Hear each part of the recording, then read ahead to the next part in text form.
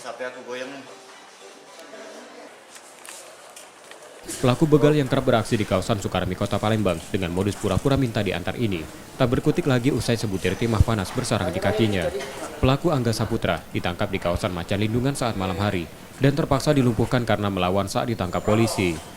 Menurut keterangan Kasat Reskrim Polrestabes Palembang, pelaku kerap melancarkan aksinya pada sore menjelang malam dengan mengincar korban yang menurut para pelaku tak akan melakukan perlawanan. Modus yang dilakukan pelaku yakni berpura-pura meminta diantar pulang oleh korban. Namun saat berada di lokasi yang sepi, pelaku kemudian menodongkan senjata tajam kepada korban hingga membuat korban lari ketakutan. Jadi korban sedang membeli martabak ya di jalan daerah samping Rumah Sakit Arasid, daerah Sukarami. Dan itu dia berdua mengancam korban dengan tajam dengan sebilah pisau dan mengambil motor korban.